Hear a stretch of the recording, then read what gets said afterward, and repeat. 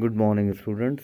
Students, in today's video class, we are going to study Flamingos Chapter 3, The Water by William O. Douglas. About the author. William O. Douglas, students, was born in 1898 in Minnesota, USA. And after graduating with a Bachelor's of Arts in English and Economics, he spent 2 years teaching high school in Yakima. As far as this following excerpt is concerned, it is taken from his essay, his book of Man and Mountains. It reveals how, as a young boy, William Douglas nearly drowned in a swimming pool. So, in this essay, he talks about his fear of water and thereafter how he finally overcame it. So, here is the explanation of the chapter, student. One day, William recalls his misadventure of childhood. It happened when he was 10 or 11 years old. He had decided to learn to swim, and there was a swimming pool at the YMCA in Yakima, which was safe. It was 2 or 3 feet deep at the shallow end and 9 feet deep at the other end, and its drop was gradual. So, student, he got a pair of water wings and went to the pool. He hated to walk naked because he was very skinny. His legs were very thin. The author had developed actually an aversion, a dislike to the water when he was 3 or 4 years old. His father one day took him to the beach of California. They stood together there, and then what happened was the waves knocked him down and swept over him. He was buried almost underwater. His breath was gone. He was frightened. His father laughed, but the overpowering force of the waves filled terror actually in the young author's heart. So unpleasant that memories were revived when he went to YMCA pool for the first time. Childish fears were stilled, but soon he gathered confidence. He watched other boys paddling on water with their water wings. He tried to learn by imitating them. He did this 2 or 3 times on different days. He was just beginning to feel comfortable in the water when the misadventure, that particular misadventure happened. When he went to the pool one day, student, there was no one else. He was alone there. So he sat on the side of the pool to wait for others. And shortly afterwards, a big boy, a boxer, came. He was probably 18 years old and had beautiful muscles on his legs and arms. He called the author skinny because he was very thin and asked how he would like to be plunged into water. The boxer boy picked Douglas and threw him into the deep end. He struck water in a sitting position. He swallowed water and at once he went to the bottom. He was frightened but did not lose his wits. He made a plan. What plan? That when he would make a jump when his feet hit the bottom. He would come to the surface like a cork and will lie flat on it and then paddle to the edge of the pool. This was his planning. But those 9 feet appeared to him more than 90. Before he touched bottom, his lungs were ready to burst. When his feet hit the bottom, he made a great jump upwards, but all in vain. He failed to reach the surface at once.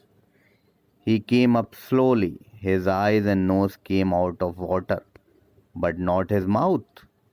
He moved around his legs on the surface of water. He swallowed water and choked every time. He tried to, bring his legs up, but his legs were hanging as dead weights. He again went down to the bottom of the pool.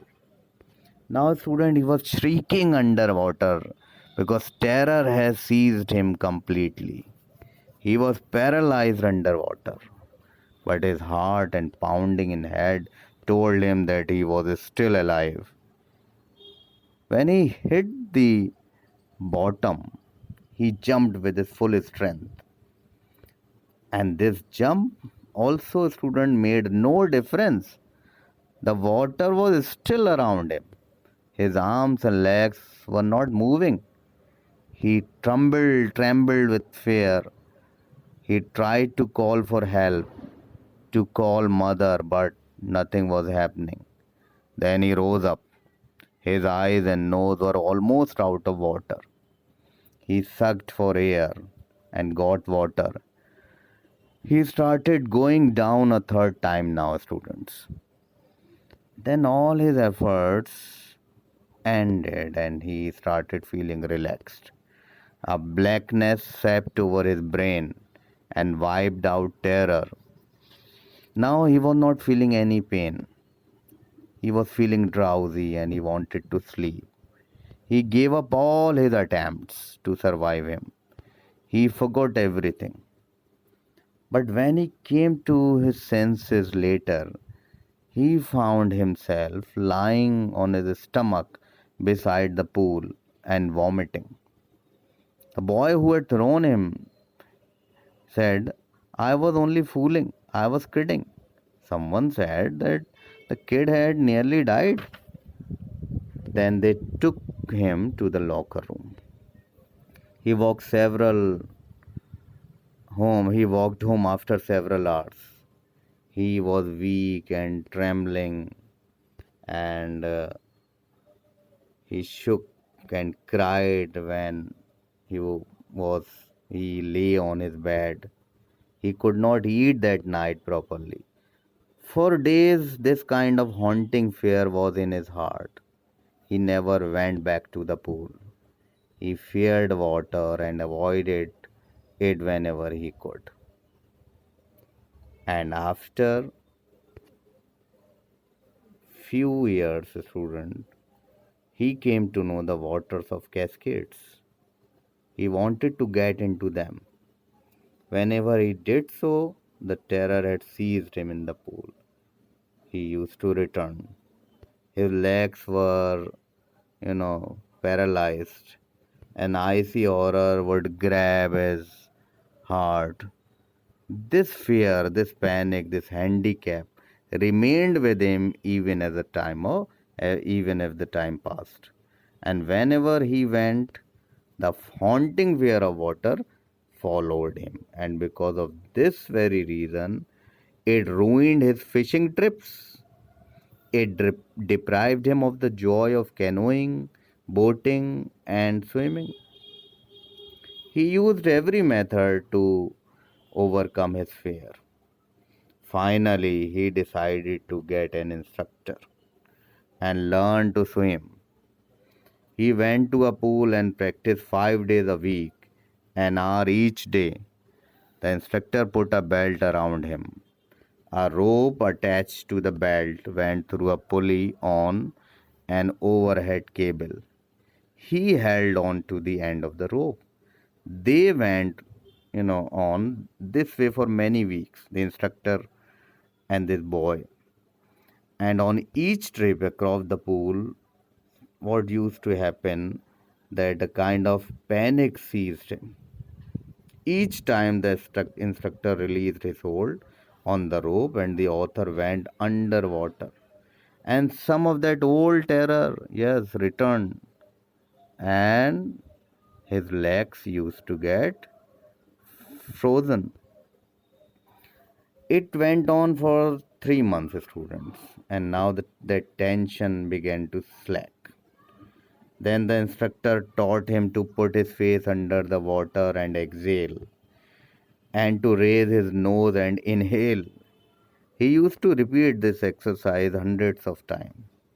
Very slowly now, he was able to shed some of the old panic as his head went underwater. Now The instructor held him at the side of the pool and had him kick with his legs. I started using his legs also. He this for weeks, and gradually his legs relaxed. So, thus, piece by piece, what happened was he built a swimmer. And when he had perfected each piece, he put them together into an integrated whole. Now he had started practicing in October, and in April, the trainer told him that now he could swim. He asked the author to dive off and swim to the length of the pool, and he began with crawl stroke. So when he swam alone in that pool, tiny vestiges of that old terror would return. But now he could rebuke his terror. This went on, a student, till July. He was still not satisfied, so he went to Lake Wentworth in New Hampshire.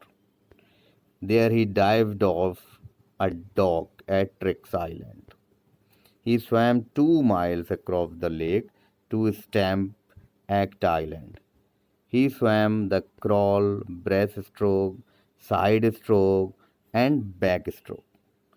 Now the terror returned only once when he was in the middle of the lake.